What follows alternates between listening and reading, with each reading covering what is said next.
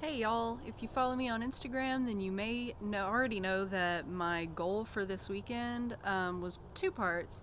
The first part was to not wear a bra all weekend, and check.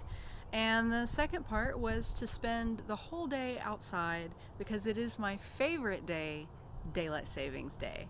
And it should be sunny until about 7:30 today, which it just blows my mind every year. It's like my favorite thing.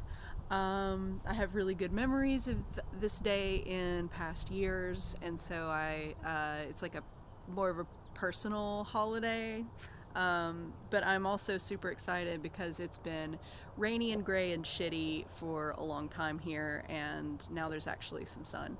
So I've got my super white legs on display, and I think we're gonna go like walk the dog and just enjoy the afternoon. But I did want to record a video.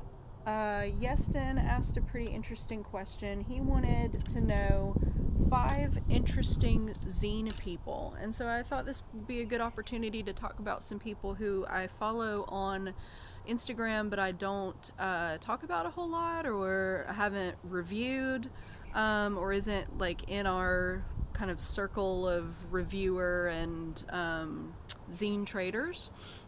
And the first one I want to talk about, I have talked about her on the channel in my last video actually, because she sent me her new graphic novel. Her name is Lucy Sullivan. She is Lucy Sullivan UK on Instagram, and her graphic novel is called Barking. It's really, really awesome. On the back there is a synopsis, and it's actually kind of important to read the synopsis to understand what's going on. It says Alex Otto is having a bad day, a very bad day, easily her worst so far. A year after they fished her friend's body from the river, Alex finds herself haunted, chased, and driven to the brink by what? So I don't want to give too much away, but I do want to show off the art because it is really, really incredible. And I just want to kind of show you my favorite spread. So try to not bend it. It's all black and white. It has so much movement to it. It's really, really gorgeous work. So I will link it down below. You should definitely check out Lucy Sullivan, or Lucy Sullivan UK on Instagram. Also, I have really been enjoying the work of Sarah Merck. For one reason or another, Instagram's stupid ass algorithms keep deciding that it's not going to show me Sarah Merck's work on my Instagram feed, and so I have to actually go to her profile and like everything in the hopes that the algorithm will start working, and it doesn't. It will show her account on my like posts you might like thing when I go to search, but it won't come up in my feed even though I'm following her. But she is doing a zine every day, and it's like a 1-page folded mini zine. She has a really great style, and I've really enjoyed seeing the zines that she's making every day. It could be about something that happened in the day, but a lot of the time it's a kind of a larger idea that she wants to talk about, and so that has been really cool to see the process that's going through so far. And she wants to make a zine every day for a year, which I I don't know if I would ever be able to do that, but I think it's really, really cool. Also, if you are not following Bone and Ink Press or Rust Belt Jessie, that is Jessie Lynn McMain's press is Bone and Ink Press, and then she also has a personal account, Rust Belt Jessie, and I have been following her since like Tumblr tarot community days. We both read tarot cards, and I'm pretty sure that's how I found her, but then it was like, oh, you also write poetry and print zines and have your own press that you're doing and everything, and so I've been following her work for a really long time. She's super awesome. Hi, babies. Lily Moss, or at Moss Lily on Instagram, sent me Undomesticated Mind, and there goes the note. I'll have to retrieve that. But this is so awesome. I've been wanting to talk about the zine for a while.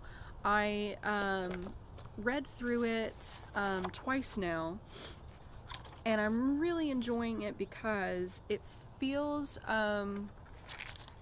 academic in that it's well researched, but it's also very accessible.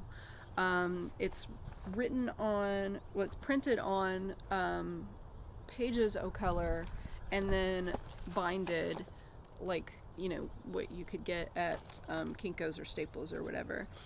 So it's full page, full color cover. Really, really cool stuff that she's writing about. Really, really gorgeous work. And if I can get my shit together, she's asked me to contribute to a zine that she's making for the spring.